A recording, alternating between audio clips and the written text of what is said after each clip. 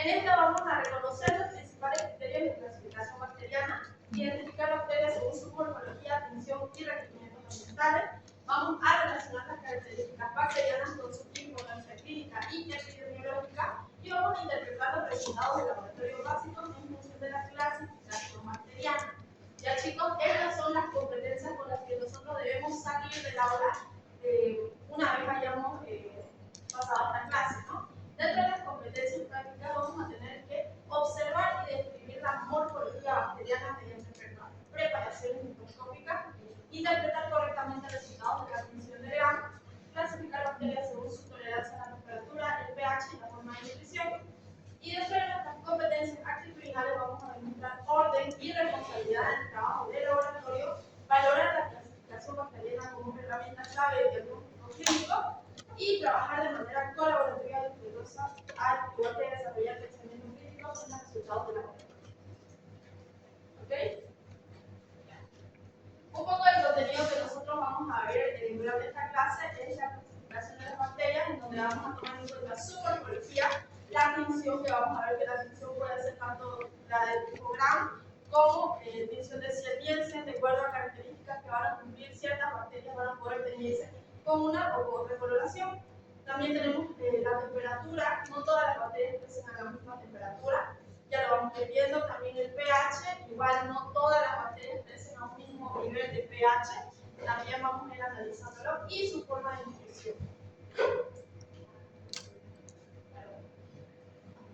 Entonces chicos, vamos a empezar diciendo que las bacterias van a ser organismos que van a estar constituyendo el reino procarionte, ¿ya? Este reino procarionte va a estar constituido por organismos unicelulares. ¿Qué quiere decir esto? Que las bacterias son unicelulares, son una sola célula, ¿ok? Que estas se van a reproducir por fisión binaria, generalmente fisión binaria transversal. Ahorita se los voy a explicar un poco cómo.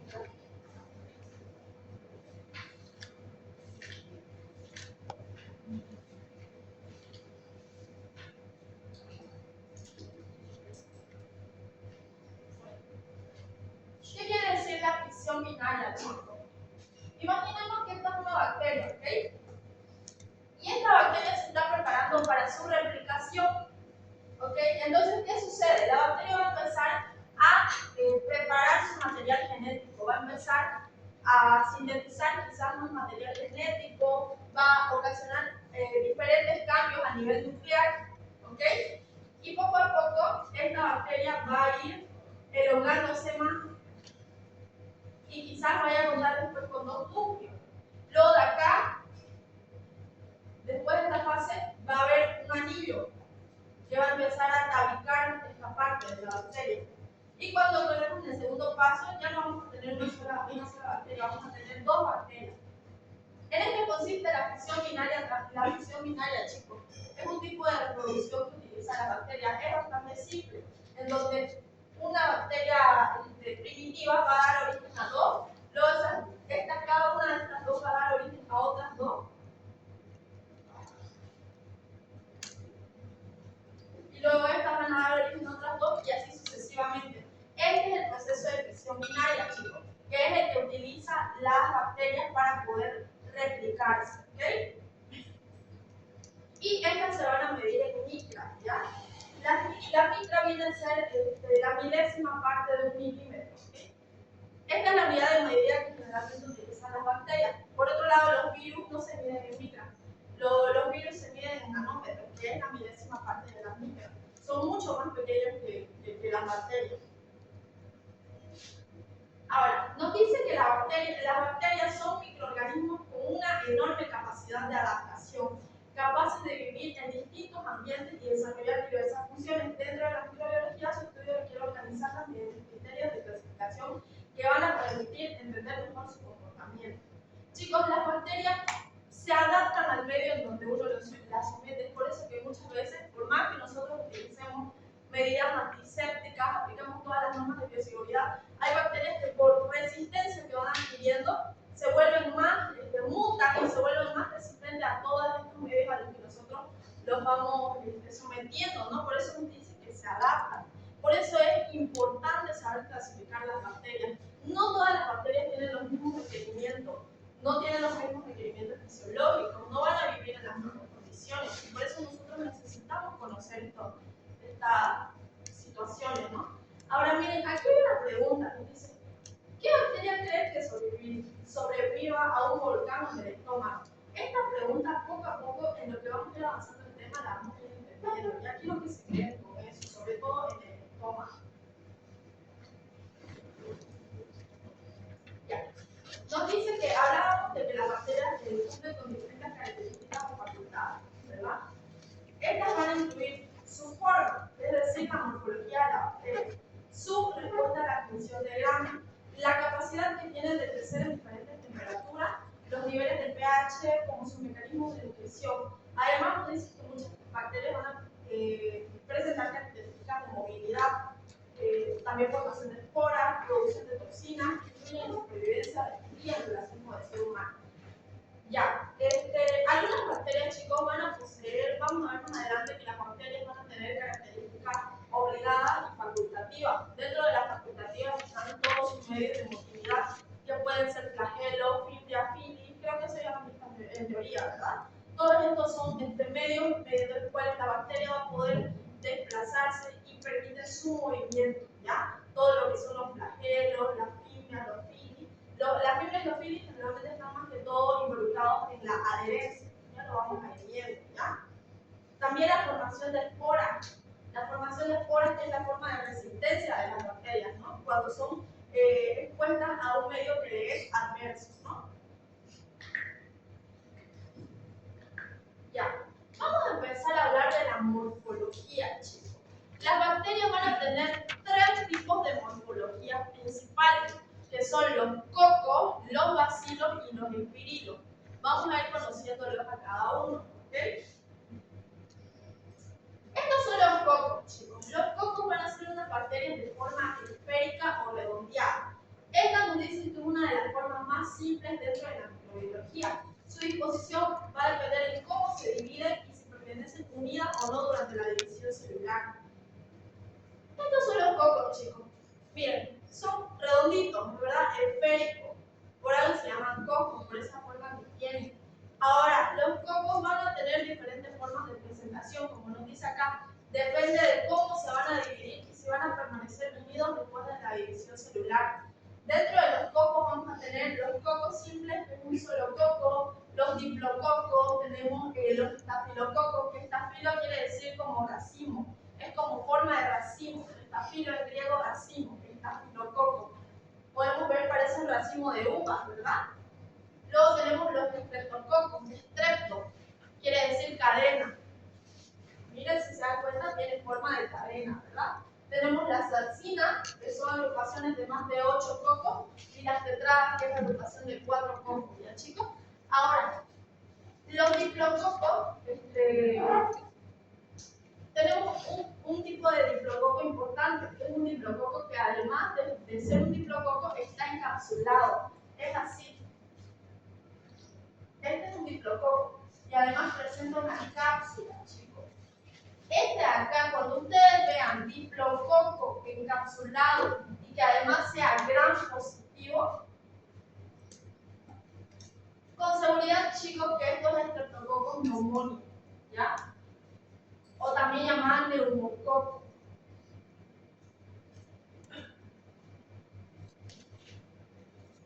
Natalia, el estreptococo neumonio neumococo, ¿qué cuadro principalmente va a estar produciendo? ¿Qué te sugiere el nombre neumococo? Neumonía, muy bien. El neumococo o el Streptococcus pneumoniae es el principal microorganismo o la principal bacteria productora de neumonía adquirida en la comunidad. En los siguientes temas vamos a ir viendo que hay diferentes tipos de neumonía. Está la neumonía adquirida en la comunidad y la neumonía intrahospitalaria o nosocomial. ¿Estas por qué se dividen? Debido a que las neumonías que son adquiridas en la comunidad van a estar siendo provocadas por ciertos tipos de bacterias, mientras que las neumonías nosocomiales o intrahospitalarias van a estar siendo producidas por otro tipo de bacterias. En este caso, las neumonías actividades de la comunidad principalmente van a ser producidas por esta bacteria acá, que es el neumococo, que viene a ser un diplococo encapsulado.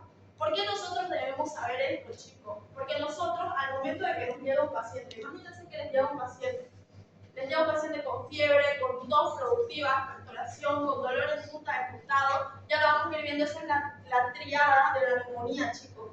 Fiebre, tos con expectoración y dolor en punta de costado, ¿ya? Imaginemos que nos llega un paciente con esa clínica. Nosotros vamos a pedirle un examen bacteriológico para poder descartar ciertos microorganismos, ¿no? O podamos llegar a cuál es el microorganismo que está produciendo este cuadro. Entonces nosotros vamos a solicitar un examen de esputo, ¿ya? Y en este examen de esputo lo primero que vamos a hacer es un examen directo. Luego del examen directo vamos a hacer una función de gramos, chicos. Y muchas veces, en sí, el análisis bacteriológico es largo, chicos. Dura aproximadamente 2 días o puede prolongarse más. Pero en la función de gramos es algo que lo vamos a tener en cuestión de horas. 2 horas, en poco tiempo vamos a poder hacerlo, ¿ya? Entonces, nosotros cuando estemos haciendo la admisión de grano a partir de la muestra que obtuvimos de nuestro paciente y que llegamos a observar diplococos gram positivos encapsulados, sin necesidad de que hayamos aislado la bacteria de un cultivo, con saber que en la admisión de grano tenemos diplococos gram positivos encapsulados, vamos a suponer que estamos refiriéndonos a un neumococo, ¿ok?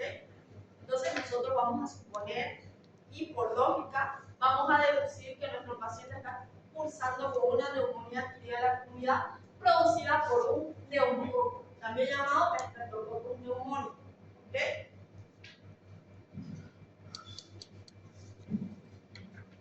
Aquí un poco de la importancia clínica. ¿Por qué a nosotros nos interesa saber que si esta bacteria es redondita o es larguita? Por esto, chicos. Los cocos van a tener principalmente incidencia en estos cuadros, ¿ya? Tenemos los estafilococos. Los estafilococos, chicos, van a ser por excelencia productores de infecciones cutáneas, ¿ya? Todo lo que puede ser estafilococos aureus, por ejemplo.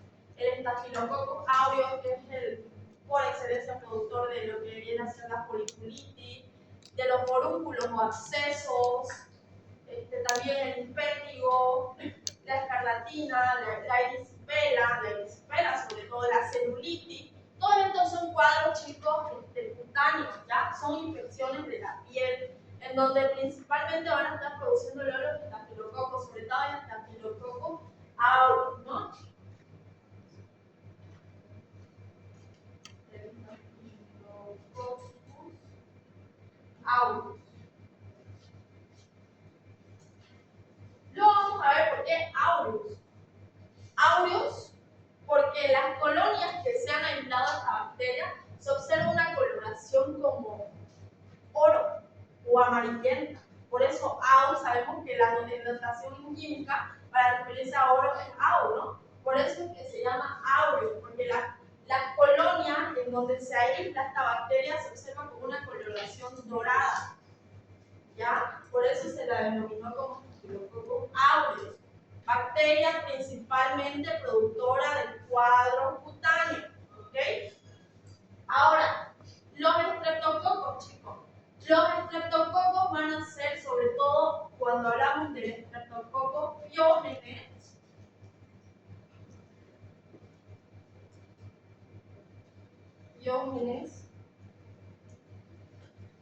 vamos a ver que el estreptococcus piógeno. ¿Qué quiere decir piógeno? A ver, ¿tu nombre? ¿Cristian? Yo. Sí. Daniel. ¿no? Daniel. Daniel, perdón. ¿Qué te sugiere piógenes? ¿Qué es piógeno? ¿Alguien que me pueda decir qué es piógeno o qué entiende por piógeno? ¿Que transmite genes podría ser? ¿Otra idea? ¿Tu nombre? ¿Lucas? ¿Alguna idea? Ya, chicos. Piógeno quiere decir productor de pus, ¿ya? Pus supurativo, ¿ok? Entonces esta bacteria va a ser productora del cuadro supurativo, donde va a haber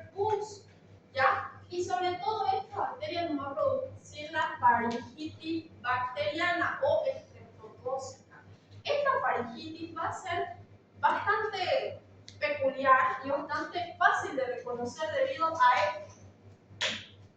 Nuestro paciente va a presentar placas amigdalinas amarillentas o purulentas. Piógenas también dicho, ¿no? Piógenas y purulentas quiere decir lo mismo, con pu, ¿ya? Entonces las placas amigdalinas van a estar de esa forma, ¿ya? Esto sumado a otros criterios como ser fiebre mayor de 38 grados, menor de 15 años, adenopatías cervicales, que igual ya lo vamos a ir viendo en su respectivo momento, pero lo que quiero que sepan es que esta bacteria va a estar produciendo este cuadro, que es la faringitis estreptocócica, chicos. Y este es un cuadro producido por un coco, que es lo que estamos viendo ahora mismo, ¿ya? Esta bacteria es un coco, ¿ya? Que lo acabamos de ver. Esta otra bacteria es un diplococo, esta es otro coco, ¿entienden? Esta estafilococo sería entonces en forma de racimo, ¿verdad? Lo que ya vimos. Por eso es importante mencionarlo, chicos. Nosotros necesitamos saber la morfología de la bacteria para que cuando nosotros estemos haciendo una atención de Gram podamos identificar si es un coco y estamos viendo que nuestro paciente presenta placas amigdalinas purulentas, adenopatías cervicales, fiebre mayor de 38 grados, podemos decir... Buen día, doctora. No le hable todavía de adenopatías. A ver, ¿quién sabe qué es adenopatías?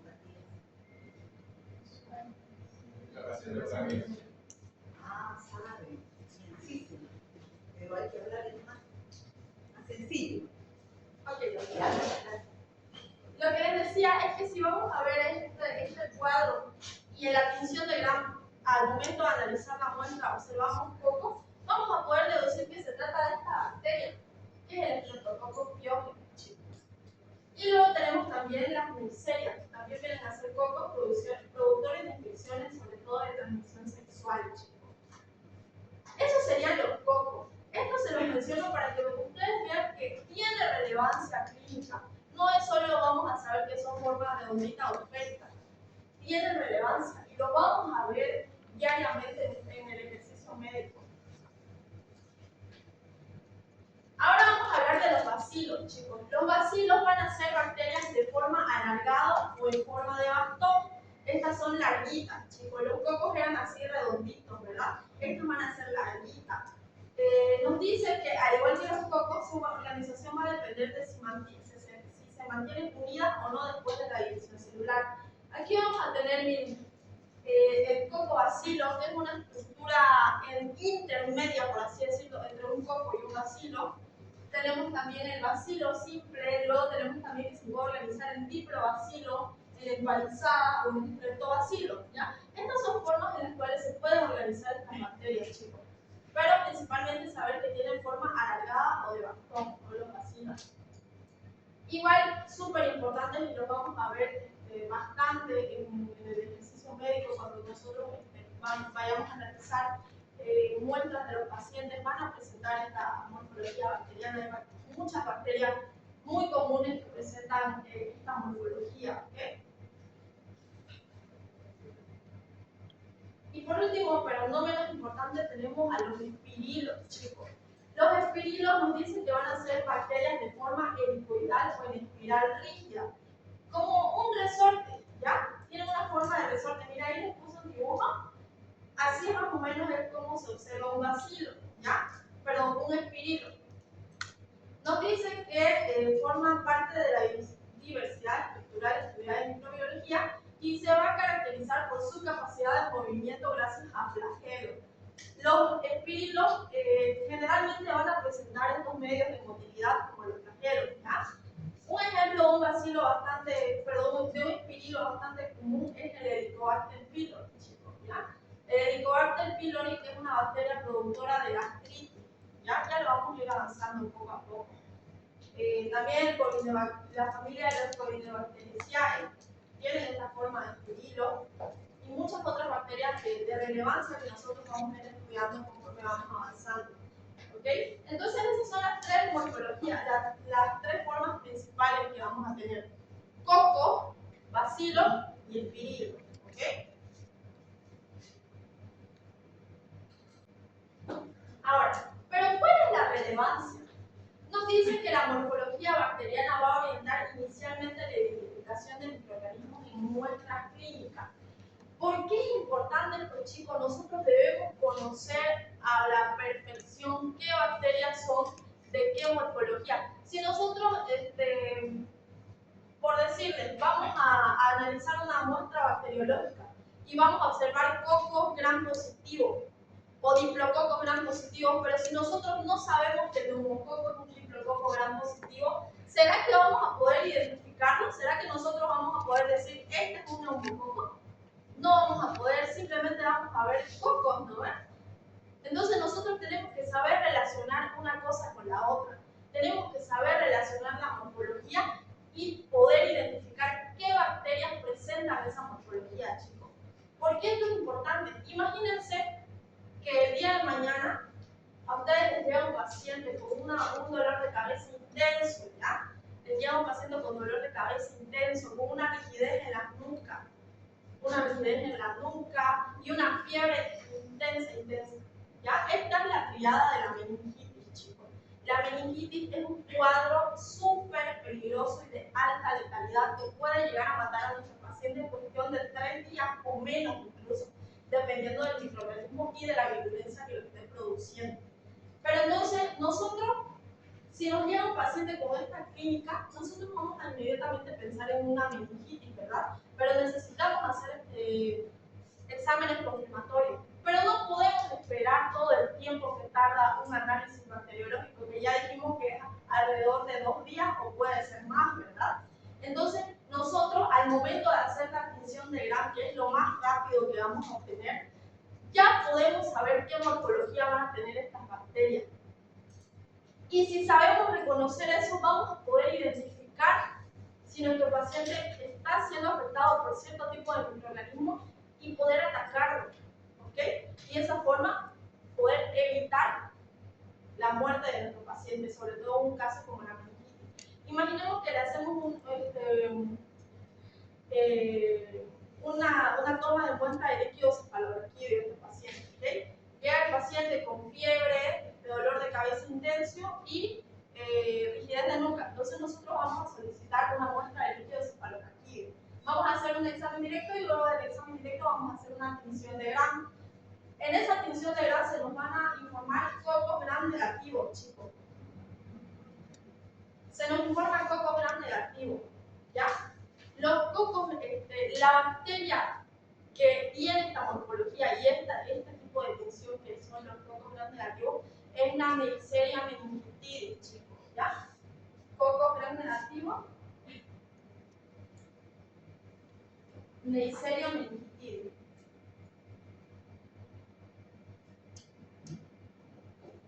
Chicos, esta bacteria va a estar produciendo lo que es la meningitis meningocócica, un cuadro súper letal que puede matar a nuestro paciente en cuestión de horas.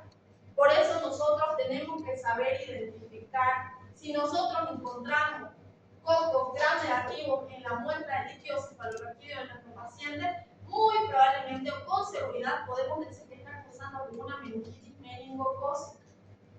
¿Ya, chicos? ¿Se dan cuenta lo importante que es que nosotros conozcamos la morfología de las bacterias para poder identificarla a tiempo?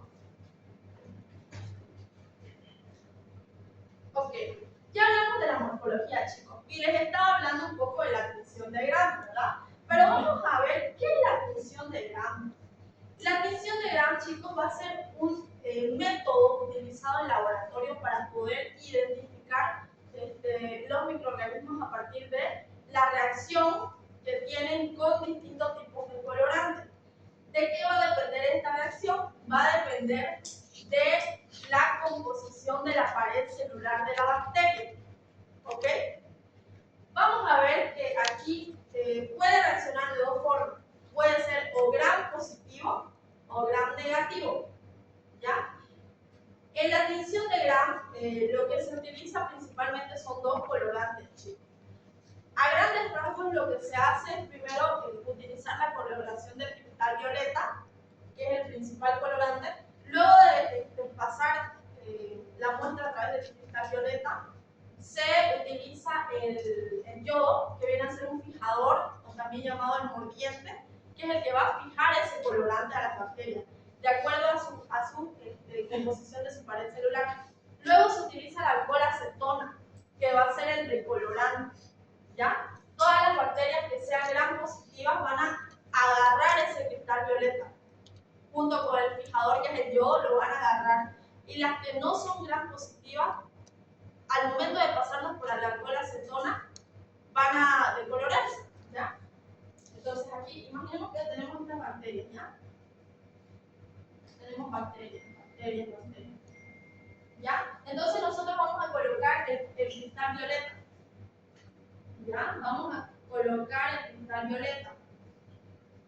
Y imaginemos que también le colocamos el fijador, ¿ya? Que viene a ser el yodo. Pero luego lo vamos a someter al alcohol acetona. ¿Ya? Lo sometemos al alcohol acetona. Y miren, estas se decoloraron. Al principio estaban todas coloreadas, ¿verdad? Por el cristal violeta, pero una vez que se colocó el alcohol acetona, se decoloraron algunas. Es porque estas no son gram positivas, ¿ya? Las que retienen el cristal violeta son las gram positivas. Las que no retienen el cristal violeta son gram negativas. Ahora, para poder contrastar esto, para que se puedan observar las que son gram negativas, lo que se hace es utilizar un segundo colorante, que viene a ser la safranina, que generalmente es de color rojo o rosado. Entonces, se colorea con safranina todas aquellas que no se colorearon con el cristal violeta. ¿Ya? Y esas son las que van a adquirir una coloración roja o rosada, que viene a ser las gram negativas. Ahora, ¿de qué va a depender esto? ¿De qué va a depender de que ciertas bacterias puedan tener afinidad con el cristal violeta y cuáles otras puedan tener afinidad con la safranina? Bueno, va a depender de la composición de su pared celular, chicos. Por un lado, las gram positivas van a tener en su mayoría, miren la proporción de peptidoglicano, chicos, peptidoglicano. Ese va a ser el principal componente de la pared celular que va a permitir que la bacteria tenga afinidad por el cristal violeta. Por ende, se tiña de ese color azul violeta característico de las gram positivas. Además, va a poseer ácidos benzoicos en menor cantidad, ¿ok? Pero lo principal, peptidoglicano en un 80 a 90%, las gram positivas. Por otro lado, las gram negativas van a tener, miren, una proporción más equilibrada, ¿verdad? De todos los componentes. Tenemos lipopolisacáridos, lipoproteína y peptidoglicano, pero miren, en mucha menor cantidad. Miren la diferencia de tener unas gram positivas con un 80 a 90% de peptidoglicano en su pared celular, tenemos las gram negativas con un 10 a un 30% de peptidoglicano en su pared celular. Entonces, dijimos que lo que hace que el cristal violeta pueda fijarse a la bacteria es ese peptidoglicano. Entonces, si las bacterias no tienen una gran cantidad de peptidoglicano, no va a poder fijarse el colorante cristal violeta a su pared celular. Por ende, que es muy fácil de colorarse, como vimos acá. Es muy fácil que se decoloren con el alcohol acetona. Entonces, al decolorarse nosotros, para poder diferenciarla, vamos a colorearlas de nuevo, pero ya no con cristal violeta, sino con safranina. Y de esa forma vamos a poder diferenciar, ¿ya? Las gram positivas van a teñirse por el cristal violeta de color azul violeta y las gram negativas, por la coloración diferencial que es la safranina, van a teñirse de un color rosado o rojizo, ¿ok?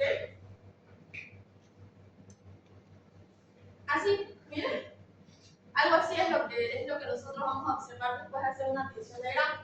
Miren, aquí en esta sobre todo, quiero que vean esta imagen de acá. Se dan cuenta que hay algunas que son rosaditas y otras que son más azulitas, ¿verdad? Miren, acá lo que sucedió es que primero se tiñó con el cristal violeta, luego se utilizó el mordiente, que viene a ser el yodo, luego de eso se utilizó un decolorante, y al momento de pasar el decolorante, que es el alcohol acetona, miren, algunas se decoloraron, ¿verdad? Se decoloraron. Entonces, para poder identificar esas que se decoloraron, se utilizó un segundo colorante, que es la safranina, que tiñe color rosado rojizo. Y ya ves, se tiñeron rosado rojizo, ¿no? Hay algunas que tienen esa tonalidad y otras que tienen la característica tonalidad del cristal violeta. Aquí en esta muestra podemos ver que Hay algunas bacterias que son gram positivas como hay otras que son gram negativas, ¿no? Pero principalmente predominan las gram positivas. Y de este lado tenemos una totalidad de bacterias gram negativas. ¿Con qué colorante se tiñó esta generalmente? Sacarina. Muy bien. Entonces son gram negativas, ¿verdad? Muy bien. Esto es importante saberlo, chicos, porque nosotros al momento de hacer este proceso en laboratorio y obtener esto, nosotros vamos a saber si son gram positivos o gram negativos. En esta foto no se observa muy bien, pero aquí se ve un poco más que aquí. Podemos observar que son bacilos, ¿no? Son más alargaditos, miren. Podemos ver que son más alargaditos en forma de bastón. Y podemos ver que también tiene una agrupación, algunos están en cadena, otros están solitos, miren. Ya con esto ya sabemos dos cosas, la morfología y su reacción a la función de gram, chicos. Con esto ya tenemos casi hecho gran parte del trabajo. Saber la morfología, es decir, si son bacilos, en este caso identificamos que son bacilos, y su coloración de gram, que vamos a ver que es gram negativo, ¿no? Muy bien. Muy bien. Ahora, no todas las bacterias, chicos, van a poder reaccionar a la función de gram, ¿ya? Recordemos que la función de gram dijimos que va a reaccionar principalmente a componentes de la pared celular de las bacterias, ¿verdad? Pero ¿qué sucede en el caso de que haya ciertas características en la pared celular de algunas bacterias? O en el caso de que haya ausencia de la pared celular. No va a tener entonces sitio de acción esta coloración, ¿entienden? Si no hay un sitio diana o sitio donde pueda actuar el colorante, no va a poder fijarlo. Por ende, no va a poder reaccionar con el colorante. Y no vamos a tener esta reacción que nosotros observamos en la anterior diapositiva, ¿no? No va a poder observarse así. Por ende, van a haber bacterias que no van a poder teñirse con esta coloración. Y son tres principales. Las micobacterias principalmente por la pared celular que va a estar compuesta por ácido glicólico, chicos.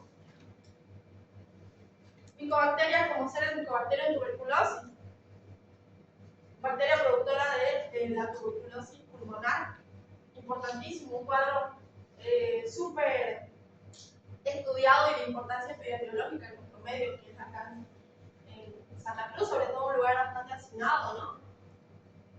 En este caso, Hablando de la tuberculosis, hoy día se recuerda el Día Mundial de la Tuberculosis, el 4 de marzo.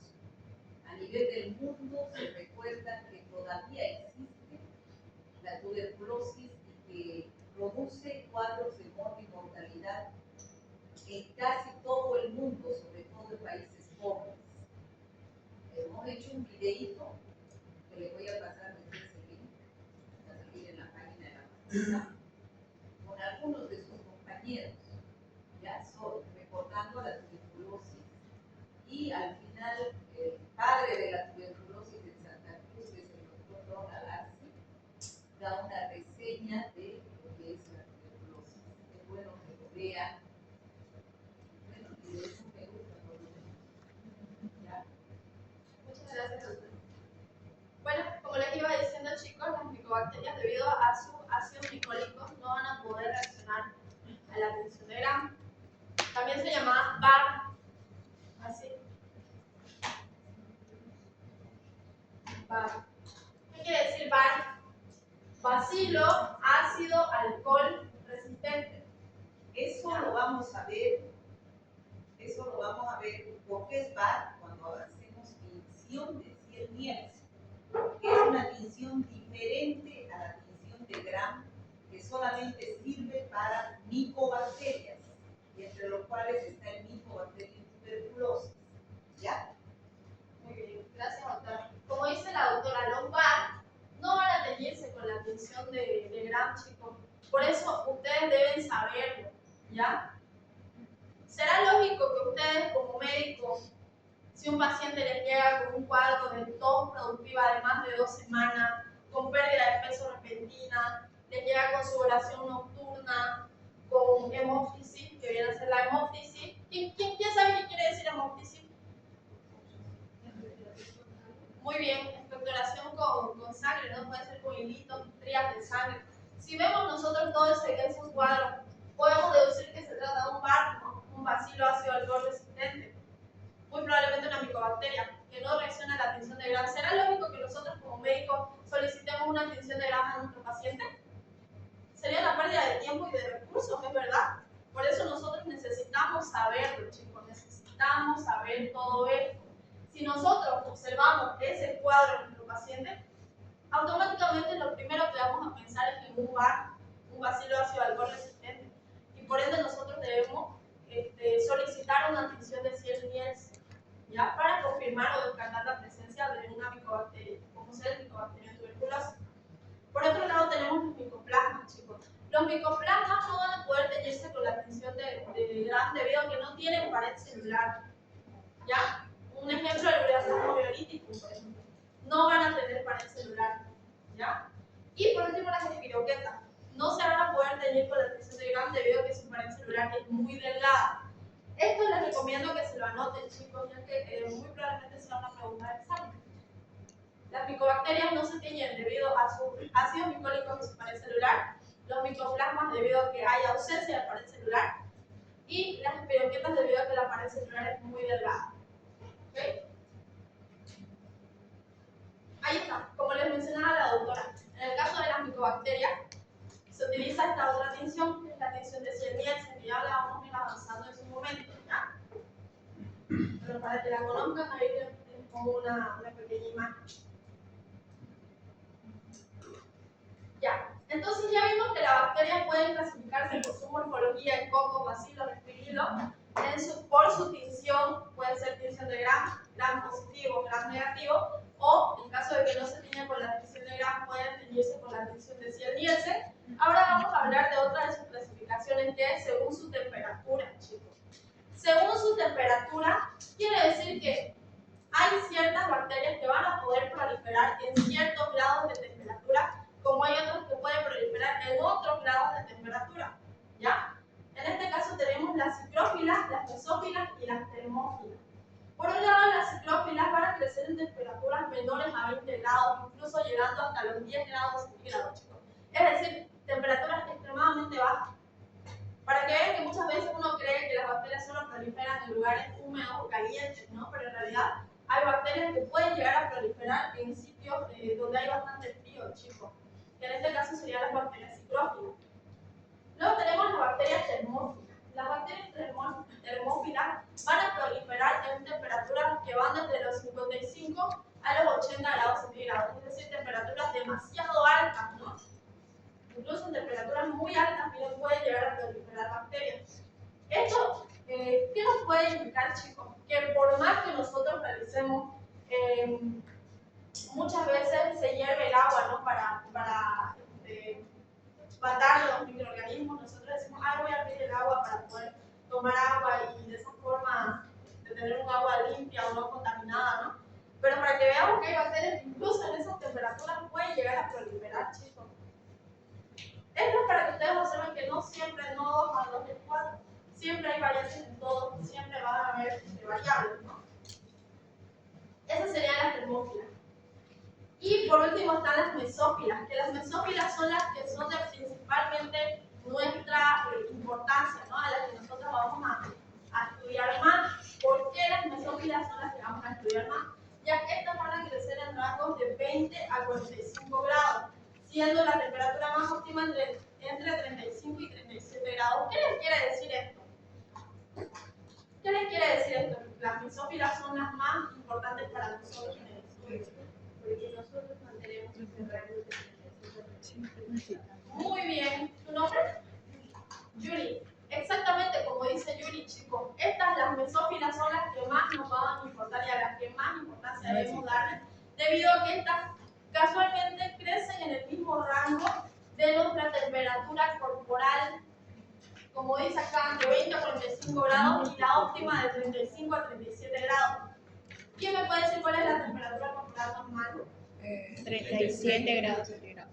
Aproximadamente, no siempre hay rangos, puede ser 36,5, 37,2, puede ir variando un poco, ¿no? Pero en general ese es el rango de nuestra temperatura corporal normal.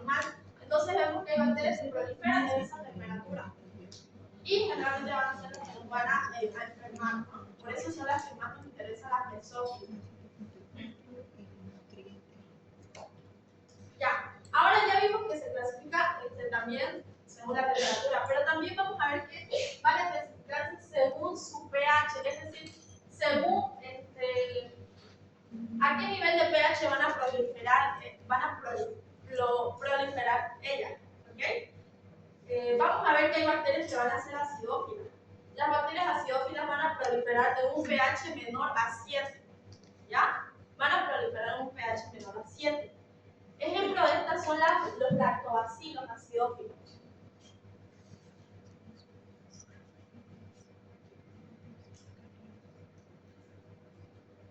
Los lactobacilos acidófilos van a ser unas bacterias que van a estar formando parte de la microbiota. Ya vamos a avanzar en la siguiente clase lo que es microbiota. Van a estar siendo parte de la microbiota vaginal normal de las mujeres adultas, chicos.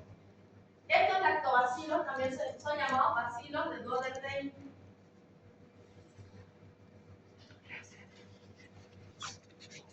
¿Ya?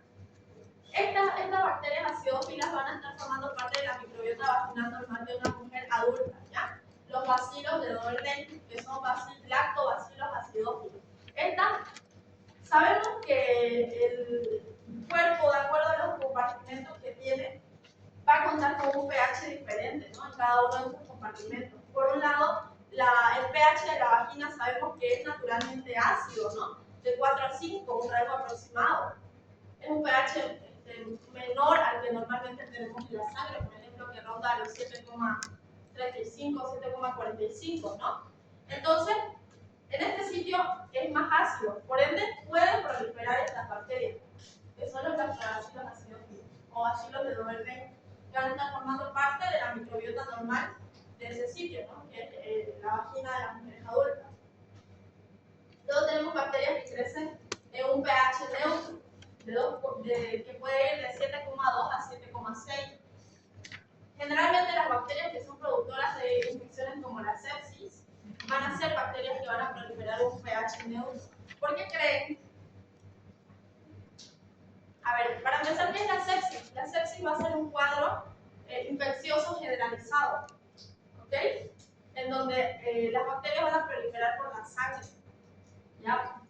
La sangre va a estar, va a tener presencia de microorganismos como las bacterias, ¿no? Y esto va a provocar este cuadro grave, puede provocar fallas multiorgánicas, entre otros cuadros bastante graves.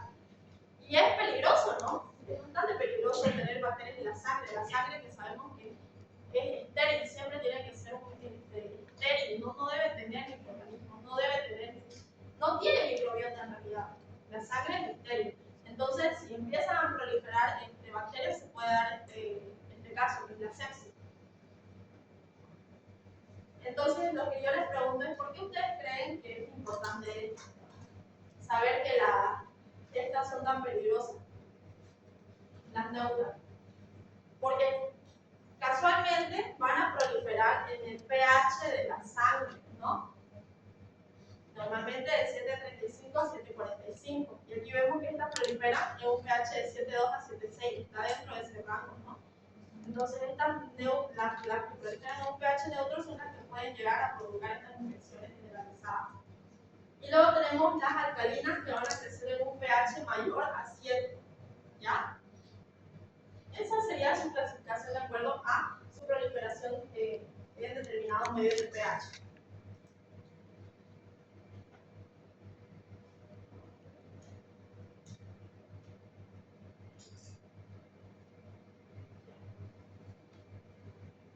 Ahora, según su fuente de energía, chicos, también se va a poder clasificar las bacterias según su fuente de energía. Según su fuente de energía vamos a clasificarlas en fotótrofas y quimiótrofas. Por un lado, las fotótrofas van a obtener su energía a partir de la luz, ¿ya? De la luz solar, que conocemos como fotosíntesis, ¿no?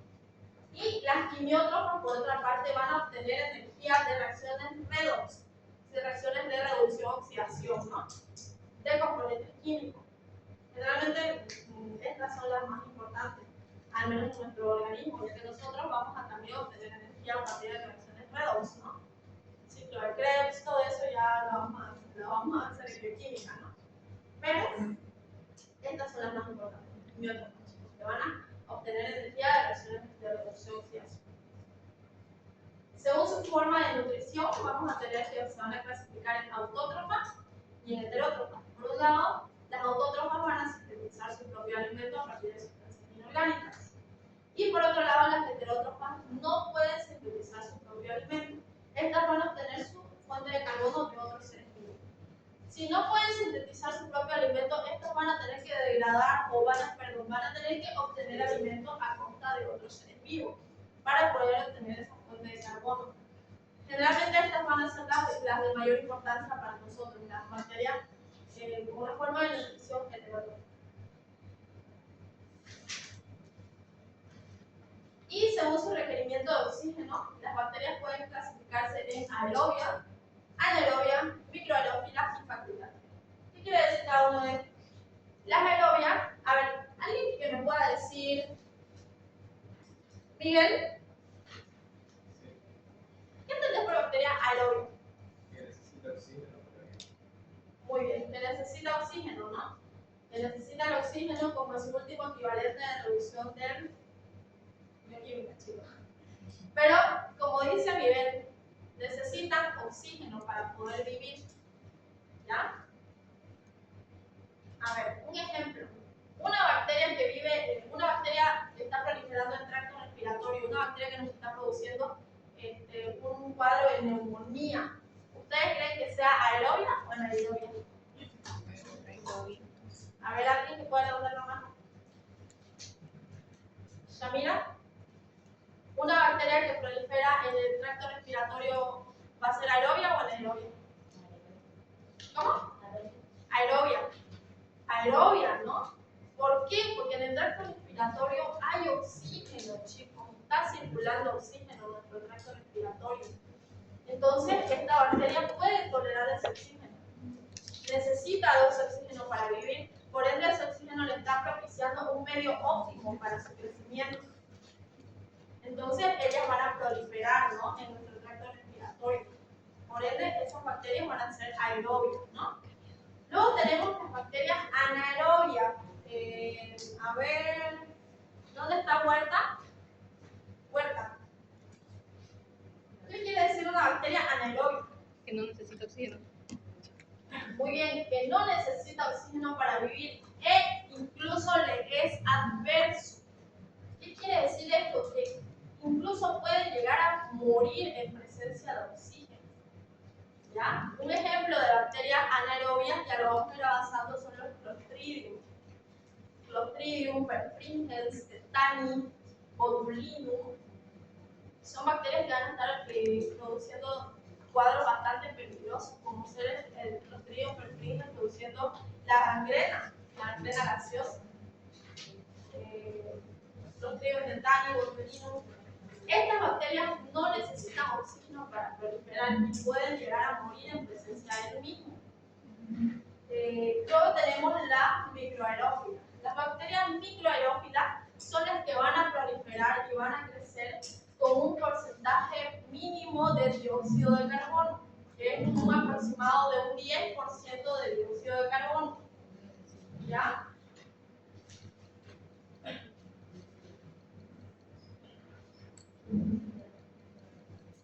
Crecen en presencia de un 10% de dióxido de carbono. Esas son las microaerófilas, chicos. Necesitan de un 10%, una cantidad mínima de dióxido de carbono para poder crecer y proliferar. Y por último tenemos las facultativas.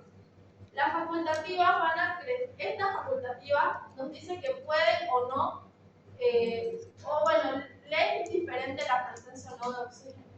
Es decir, que pueden proliferar tanto en un medio aerobio como en un medio anaerobio. No importa, son facultativos, ¿no? Eso no quiere decir. A ver, recapitulemos. Bacterias aerobias necesitan oxígeno para sobrevivir. Ejemplo de bacterias aerobias, las bacterias que proliferan en el tracto respiratorio. Neumococo, chicos. Neumococo, Streptococcus pneumoniae. ¿Qué cuadro nos producía? Neumonía hospitalaria o de la comunidad. De la comunidad. De la comunidad, ¿no? Principal agente productor de neumonía adquirida de la comunidad. NAC, también llamado por su sigla. NAC. Neumonía adquirida de la comunidad. Muy bien. Porque está en el tracto respiratorio, ¿no? Y en el tracto respiratorio que tenemos oxígeno, ¿no? Muy bien. Anaerobia, no necesitan de oxígeno para proliferar y pueden morir en presencia del mismo. Ejemplo, Clostridium, Tetani, Botulinum perfringens. Microaerófilas necesitan de un 10% de dióxido de carbono para proliferar. Y facultativa, le es indiferente la presencia o ausencia de oxígeno para proliferar. ¿Ya? Muy bien.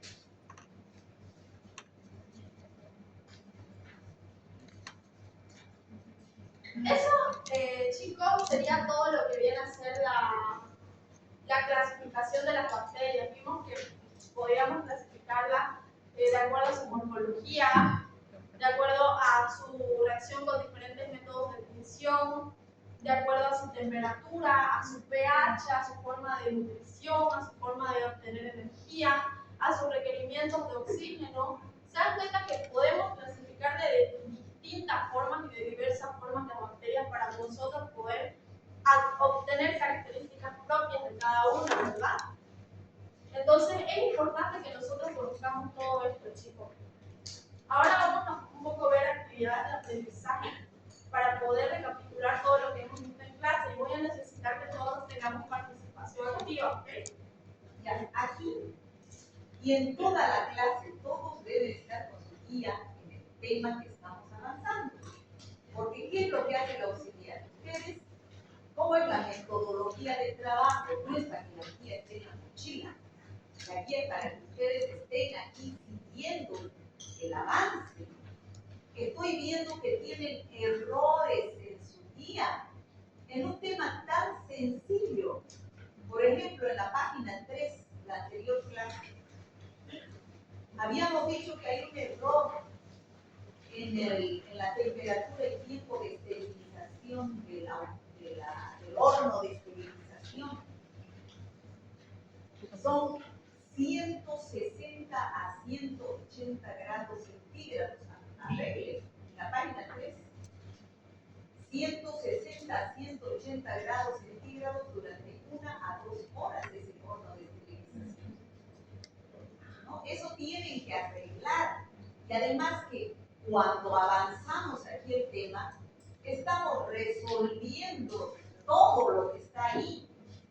Pero ya para presentarles hoy día lo que hemos avanzado la anterior semana, tiene que estar con bolígrafo, porque ya lo estamos viendo aquí lo correcto. A ver, ¿me entienden? Ustedes lo han hecho todos con lápiz y no es así. Tienen que hacerlo en clases con bolígrafo, ¿ya? Porque ya se está resolviendo el cuestionamiento, el cuestionario, las preguntas. No es para que esté en la mochila, es para que hagan seguimiento, porque se avanza lo mismo. ¿Ya? Por favor, yo quiero que cualquier cosa escriban en su guía. Siempre se va a complementar, el auxiliar o yo van a complementar fuera de lo que dicen esas guías sobre un determinado punto. Escriban encima, pongan sus apuntes. ¿Por qué? Porque de esta guía van a estudiar, no de su cuaderno, de la guía van a estudiar. A mí me gusta que la guía esté bien escrita, esté con apuntes, porque quiere decir que ese estudiante puede hacer algo. Ya, por favor, les pido que en clases tienen que estar conmigo.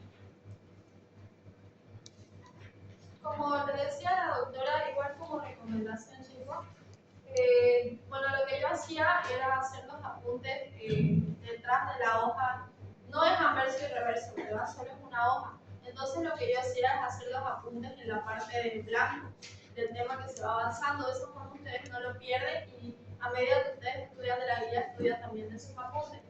Pero no hagan en cuadernitos, no hagan todo su guía, es para escribir, hay hojas en blanco al reverso. Esto tiene que arreglarlo, acabo de decirlo. Página 3, arréglenlo porque yo pierdo el tiempo teniendo que arreglar algo que se ha avanzado en clase. ¿Ya? Página 3. El horno de esterilización es 160, 180 grados. Ya acabo de decirlo. Y el material que se esteriliza parece que no está claro. Me han puesto que en el autoclave se esteriliza material quirúrgico. No, chicos. En el autoclave es el material que es sensible a temperaturas bajas, pero que aseguran esterilización. Por ejemplo, ¿qué? Medios de cultivo, solución fisiológica, ropa de quirófano. Escriban, les estoy diciendo, eso se les va a preguntar en sus exámenes y no lo tienen escrito y se les dice. La guía es para escribirla, no es para que esté en su mochila, acabo de decirles. Y siguen ahí sin querer escribir. Y es con bolígrafo, porque eso ya se avanzó. La anterior clase. La próxima clase, esta clase, que han avanzado, que les ha dicho un montón fuera de la guía, tiene que estar con bolígrafo. ¿Por qué? Porque ya se está avanzando eso. Con lápiz van a hacer antes de venir a clase para que sepan qué es lo que se va a avanzar y que tengan idea de lo que se va a avanzar. ¿Me dejo entender o no? ¿Alguien no entiende para que vuelva a explicar? No tenga miedo de decirlo, yo no tengo lío de volverlo a explicar, pero que me entiendan. No quiero que me presenten después con lápiz, ya lo que se ha avanzado. Ahora, ¿qué se esteriliza en el horno de 160, 180 grados? Es el material de quirófano ahí, el material metálico que resiste esa temperatura de 160 grados, ¿no? Y el material de vidrio, Pyrex, eso también resiste esa temperatura. Me han puesto cosas que nada que ver. Bueno, aquí un pequeño caso que nos presenta en la guía nos dice: un paciente presenta un cuadro infeccioso compatible con neumonía, actividad de la comunidad. Imagínense, llega con fiebre, tos, infectoración y dolor en punta de costado. Ese sería el cuadro compatible con neumonía, actividad de la comunidad. Entonces nosotros vamos a solicitarle muestras de laboratorio, ¿no? Vamos a solicitarle una muestra de pus. El laboratorio, entonces, al analizar esta muestra, nos va a informar la presencia de diplococcus gram positivo, que se va a observar en la muestra respiratoria. ¿Qué nos indicaría un informe de diplococcus gram positivo de una muestra de esputo de un paciente con un cuadro de fiebre, dolor, punta de costado y todo con expectoración? Neumococo o Streptococcus pneumoniae, ¿no? Sería una neumonía producida por Streptococcus pneumoniae, diplococo gram positivo, ¿no? Entonces, este caso nos quiere hacer entender un poco lo que ya habíamos visto, ¿no? Que nosotros debemos saber leer a la perfección e interpretar un examen de tinción de Gram para poder identificar las morfologías del microorganismo. Bueno, aquí ya lo analizamos, ¿no? ¿Qué información aporta la morfología bacteriana? ¿No? Aporta la información de si es un coco, un bacilo o un espirilo, ¿no? ¿Qué relevancia clínica tiene la tinción? Nos va a indicar si se trata de una bacteria gram positiva o gram negativa. Entonces, si ya sabemos si es un coco o un bacilo o un espirilo, digamos que es un bacilo. Con la tinción de Gram vamos a saber si es un bacilo gram positivo o un bacilo gram negativo. Bacilo gram positivo, vamos a saber que es un Corynebacterium diphtherium, por ejemplo. ¿Qué factores ambientales necesitan para crecer este microorganismo?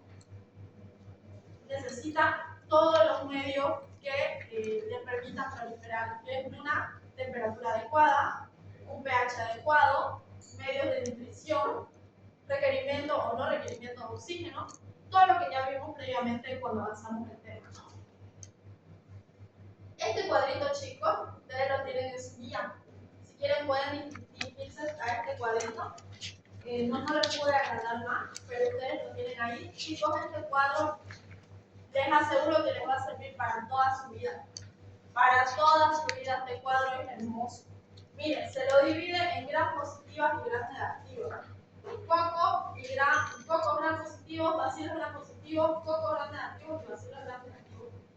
Todas estas bacterias son productoras de diferentes cuadros que nosotros vamos a ir avanzando en teoría con la doctora. Pero este cuadro sobre todo es muy importante, chicos, y ustedes deben estudiarlo diario si ustedes pueden, porque es muy importante y deben saberlo, así como otros cuadros que igual están en la guía. ¿Ya? Ahora aquí vamos a resolver un poco los cuestionarios que tienen en la guía para ver si coinciden sus respuestas, ¿no? Las bacterias esféricas se denominan cocos. La adquisición de Gram permite clasificar las bacterias según su estructura, su pared celular, ¿no? Muy bien. Si es que tienen algo incorrecto, pueden ir corrigiéndolo, están haciendo ahorita. La mayoría de las bacterias patógenas humanas son mesófilas, que crecen a una temperatura de 20 a 45 grados, ¿no? Siendo la óptima entre 35 a 37 grados. Las bacterias crecen mejor en un pH neutro, se denomina neutrófilas. La mayoría de las bacterias patógenas humanas son nutricionalmente heterótrofas. Ahora, de acuerdo al artículo, les pasé el link, ¿verdad? Del artículo. Ese artículo nos habla de la estructura de la bacteria, su clasificación, de acuerdo a la atención. Es muy relacionado a todo lo que hemos avanzado el día de hoy, chicos. En este artículo vamos a sacar información para resolver este cuestionario. El primero nos dice que las bacterias son microorganismos uni o pluricelulares. Unicelulares, ¿verdad? ¿Qué reino integran las bacterias? Procariota. Muy bien. Pro de primitivo y cariota de núcleo, ¿no? El componente más importante de la pared celular de las bacterias es el peptidoglicano, que nos permite realizar la división de ambos, ¿no? Las bacterias se reproducen por el mecanismo de Distinción binaria, binaria. que aquí lo explicamos, ¿verdad?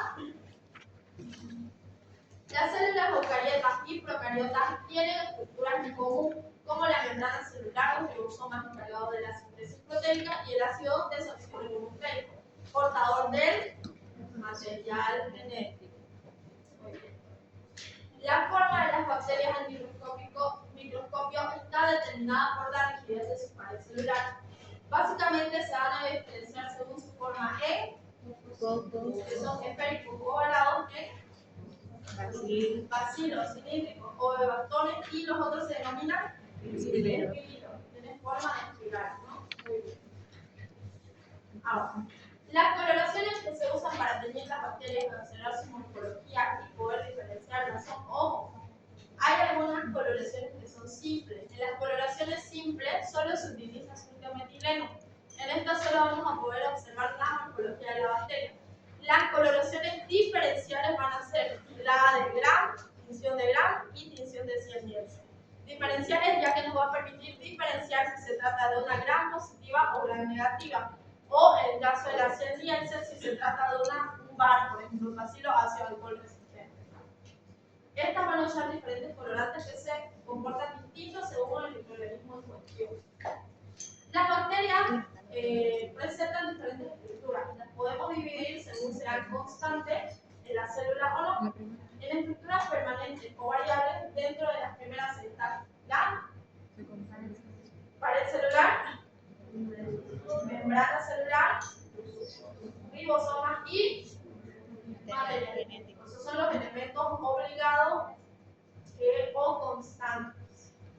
Y luego tenemos las estructuras variables. En estas entran los flagelos, las fibras o filis, el bicocales, la cápsula o las esporas. ¿Ya que ellos esos son los elementos facultativos de la bacteria, que pueden o no tener. ¿Ya?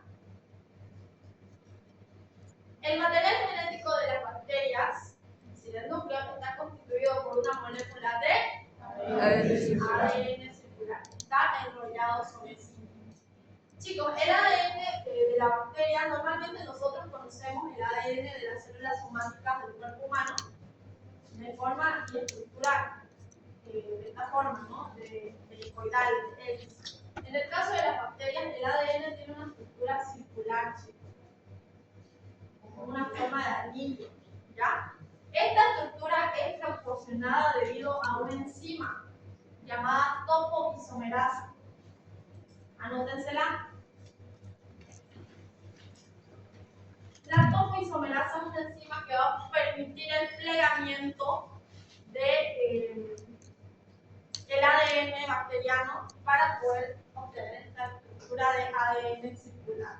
¿Ya? La topoisomerasa, que le da esa forma característica al material genético bacteriano. Constituyen el material genético extracromosómico, constituido por secuencias cortas de ADN circular bicatenario, son heredadas por células hija, pueden ser responsables de la resistencia a los antibióticos, ojo, esto es muy importante, pueden transferirse de bacteria a bacteria mediante conjugación, se refiere a una estructura que algunas bacterias poseen y se denominan plámidos. Muy bien. Los plámidos que son responsables de la resistencia antimicrobiana, chicos, importantísimo, ya lo vamos a avanzar. Su función es la síntesis proteica y están compuestos por proteínas y ARN. Están libres en el citoplasma. Esto se refiere a Ribosomas. ribosomas. Muy bien. Por último, son estructuras filamentosas proteicas que se diferencian de los flagelos por su diámetro, que son mayores a 8 nanómetros. Y por no poseer estructura helicoidal, no cumplen funciones de motilidad. Son estructuras variables, no vitales para las bacterias que las poseen. Como funciones de la herencia de receptores específicos, se refiere a las estructuras llamadas fibrias o fibras. Muy bien. Bueno chicos, eso sería todo. Antes quiero mostrarles un pequeño video de la clasificación bacteriana para que podamos observar.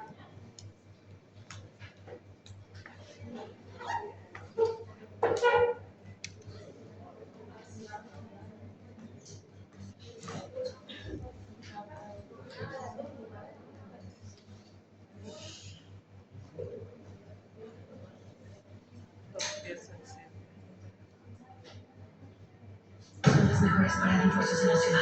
Es por aquí. Se los digo a mis clientes todos los días. Que nunca.